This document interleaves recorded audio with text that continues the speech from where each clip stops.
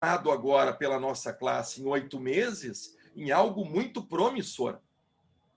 E, pelo menos agora no meu consultório, quase todo mundo retornou presencial, com os cuidados. Eu tenho 3 salas de espera, então as famílias não ficam juntas, todo mundo de máscara, enfim. Então, hoje tem o presencial, mais o online.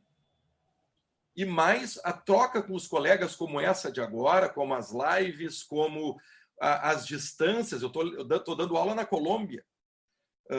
Normal. Então entende, eu acho que interessante, porque esse não vai ser o último obstáculo da nossa geração, né? Teremos muitos outros, né? Ô, André, eu tenho tido experiência porque eu tenho um projeto de extensão já há muitos anos, né, no hospital, e eu atendia muitas vezes na sala de espera, né? Tinha ou reunião periódicas, ou então era na sala de espera. E eu tenho feito atendimento, então, geralmente são idosos com hipertensão e é em grupo, né? Então eu tenho 8, 10 senhoras, geralmente aí tem aquelas que estão acompanhadas com a filha, o neto, para dar o suporte do tecnológico, mas elas estão lá, né? Não vou falar muito, não, mas. É isso que eu queria contar, né? Porque é uma experiência diferente, né? O André falou da faixa etária, né? Quer dizer, está sendo uma descoberta para elas também, que nunca tinham mexido nesse celular, né? Desse jeito, conversado assim. E aí elas, às vezes, elas percebendo o ambiente do outro, pergunta aí, não sei o que, como é que você faz? É muito legal. Está sendo muito. Falou algo, Cláudia, que até os nossos objetivos vão mudando. Só o fato de uma criança conseguir se engajar numa experiência que passou a ser diferente da rotina que ela tinha, já é um ganho. As tuas senhoras poderem estar lidando com tecnologia, interagindo com a tecnologia do outro, que isso? Já é um ganho, né? Então, são oportunidades. Vão levar essa aprendizagem para depois, né, André? Com certeza. A nossa aprendizagem é grande e a deles também. Exato. Eu vou precisar sair, mas só comentando uma coisa que eu acho importante, que foi um desafio também, é quando chegaram pacientes novos durante a pandemia, a questão da avaliação musicoterapêutica. Então, isso foi em alguns âmbitos, né? Âmbitos sociais, enfim, eu me vi com bastante um desafio assim grande de fazer essa avaliação por meio online. Então, o que eu fiz? Deixei mais extensa a anamnese, né, com mais critérios ali, buscando mais informações com a família, com a rede de apoio, para conseguir ter mais informações para atender, né, para suprir essa avaliação. E assim, só finalizando aqui minha fala, que nem todo mundo já falou, eu vejo que essa modalidade de atendimento online, ela já se mostrou muito efetiva e com certeza não tem, né, por que restringir, eu acho, apenas a pandemia. Então, um exemplo, eu atendo uma menina do Japão que não haveria possibilidade dela estar se desenvolvendo por vários fatores se não fosse a musicoterapia online. Então, com certeza, é uma modalidade muito promissora aí, porque a gente já está vendo a eficácia, né, na prática. É isso, muito obrigada. Agora, tu exagerou no exemplo, tu deu um exemplo muito radical. Tu está atendendo uma pessoa do outro lado. Quem tem experiência vê, a Priscila, a Cláudia, a Lilian. Eu tenho famílias muito pobres aqui em Porto Alegre, que dão seu jeito, sabe? Que conseguem até transporte, que eu nem sabia que conseguiriam pela prefeitura, vão descobrindo, porque fazem grupos, Priscila, e vão descobrindo que teriam direito de um transporte público para levar o filho para as terapias. E aí conseguem, versus ficar chorando. Então, eu acho que sempre, mas eu não estou culpando quem não tem essa força. A gente está aí também para ajudar alguém a se motivar. Mas eu não acho que a tecnologia seja barreira quando se está motivado. Mas eu acho que é um trabalho nosso como clínico para também saber engajar via tecnologia, porque o olho a olho fica mais distante daí, né? As famílias interromperam reuniões presenciais também, parou tudo de presencial. E é bem diferente quando a gente tem um olho a olho com pai e mãe, né? A ponto de eles chorarem, a ponto de a gente né? Alcançar o clínex, o silêncio, aquele da presença terapêutica, isso tudo fica faltando, né? Exatamente. Mas são desafios pela frente, né? Eu totalmente Sim, concordo que não é só um presente, é um futuro para a musicoterapia. sim, e sem dúvida, assim, eu tive muitas famílias que estavam bastante resistentes no começo, porque não compreendiam esse leque de oportunidades mesmo, né? E aí, quando a gente mostra que pode existir, sim, muita motivação e muita interação via online, os pais foram dando mais credibilidade, foram acreditando, né? E foram vendo, de fato, grandes evoluções.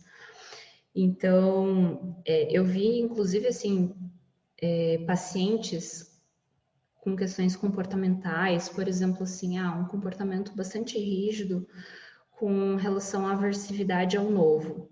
Então, você imagina, você elabora uma proposta maravilhosa, você dedica muito suor ali e a criança simplesmente não faz, porque ela tem aversão ao novo. Então, assim, se não for o vídeo da galinha pintadinha, por exemplo, ela não vai assistir, ela não vai ver. E aí, né, vai todas as nossas estratégias e mais suor. Então, assim, o que a gente pode fazer nessas situações? Eu me vi dentro dessa modalidade online conseguindo também transpor essas dificuldades que de certa forma também facilitaram essa flexibilidade, né, dessa rigidez dos comportamentos. Então, por exemplo, eu não vejo também como impossibilitar totalmente, né, desenvolver as habilidades, mas o paciente ele conseguir aceitar essas novas propostas, eu acredito que seja uma grande dificuldade que eu me vi superando nesse meio online. Então, por exemplo, a criança tinha muita aversão ao novo. O que eu fiz? Trouxe segurança para ele, familiarizando ele, trazendo recursos da casa dele, então os brinquedos dele, a comida dele, enfim, elementos da casa dele. A mãe tirou foto, a gente colocou junto ali no vídeo, a gente colocou nos slides, formou uma proposta, trazendo os elementos que são próximos da criança para que ele consiga e quebrando essa rigidez. E aí a criança foi aceitando. Antes era mão no rosto, não aceitava de jeito nenhum, e aí a gente foi num gradual muito acelerado e muito bom em termos de evolução, e a criança foi aceitando. Então, assim, utilizamos o que era dele, né, nesse meio virtual. Então, assim, mais um ponto que eu percebi que houve... que eu percebi que foi possível mesmo, né? Trabalhar comportamentos e que, de alguma forma, a gente encontrou ser benéfico por esse meio online. E aí, claro, desafios a gente tem, né? Como, né, vocês comentou já o delay, né? Então,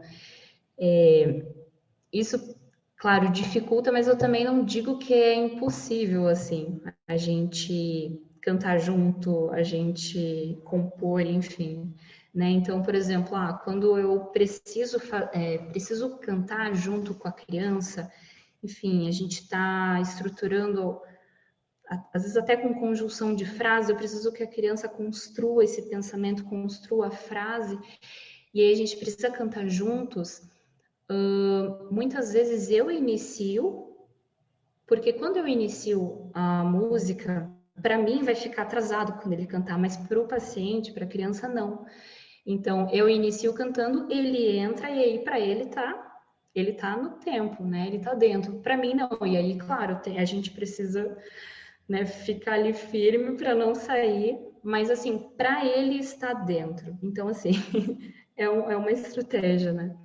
Tem também, eu sinto que às vezes dá o gate, que é como se... No fone eu não percebo isso, mas quando corto o áudio, quando ambos falam ao mesmo tempo, então corto o áudio do outro. Isso eu percebo quando não tá de fone. E aí, claro, eu não uso fone, porque às vezes tem que levantar, dançar, né? Então é mais complicado. Isso é uma coisa muito ruim, assim, porque... Em alguns momentos a gente precisa pedir para ele repetir. Daí, se a criança tem, às vezes, uma intolerância a pedir que repita, já pode, sabe, ficar mais irritada, né? Então, às vezes a gente pede daí para a mãe, enfim. Então, a gente vai dando os nossos jeitos. Uma questão também... Então, por um lado, a pandemia, nós conseguimos aqui, como classe, fazer dela, apesar de a gente não estar feliz de ela estar aqui, mas conseguimos fazer da pandemia oportunidades, né? Oportunidades.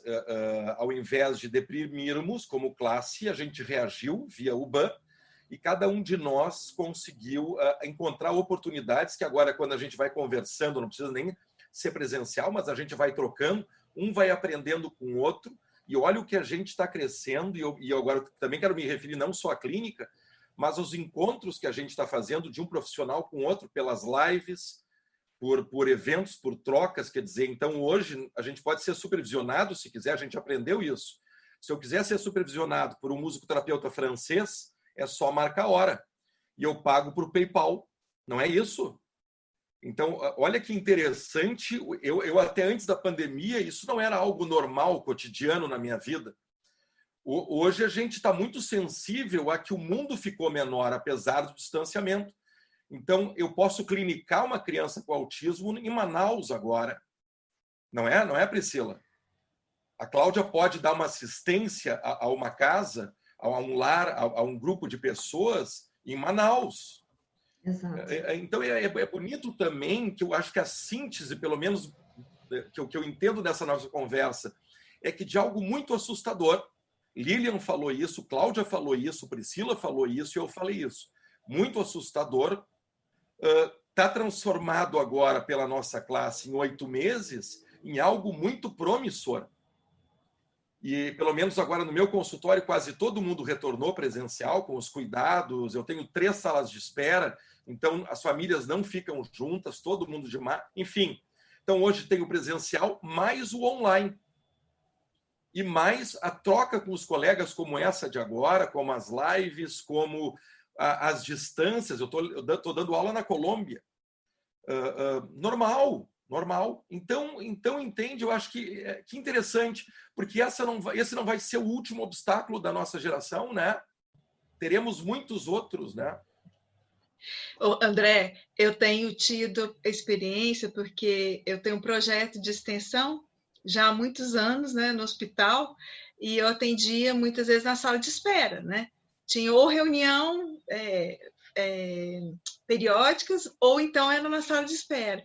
E eu tenho feito atendimento, então, geralmente são idosos, com hipertensão, e é em grupo, né? Então, eu tenho 8, 10 senhoras, geralmente, aí tem aquelas que estão acompanhadas com a filha, o neto, para dar o suporte do tecnológico, mas elas estão lá, né? Não vou falar muito, não, mas. Isso que eu queria contar, né? Porque é uma experiência diferente, né? O André falou da faixa etária, né? Quer dizer, está sendo uma descoberta para elas também, que nunca tinham mexido nesse celular, né? Desse jeito, conversado assim. E aí elas, às vezes, elas percebendo o ambiente do outro, pergunta aí, não sei o que, como é que você faz? É muito legal. Está sendo muito. Falou algo, Cláudia, que até os nossos objetivos vão mudando. Só o fato de uma criança conseguir se engajar numa experiência que passou a ser diferente da rotina que ela tinha, já é um ganho.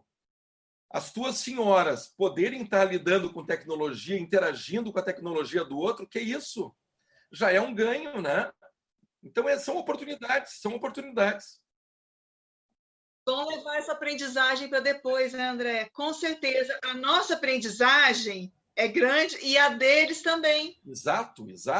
Eu vou precisar sair, mas só comentando uma coisa que eu acho importante, que foi um desafio também, quando chegaram pacientes novos durante a pandemia, a questão da avaliação musicoterapêutica. Então, isso foi em alguns âmbitos, né? Âmbitos sociais, enfim, eu me vi com bastante um desafio assim grande de fazer essa avaliação por meio online. Então, o que eu fiz? Deixei mais extensa a anamnese, né, com mais critérios ali, buscando mais informações com a família, com a rede de apoio, para conseguir ter mais informações para atender, né, para suprir essa avaliação. E assim,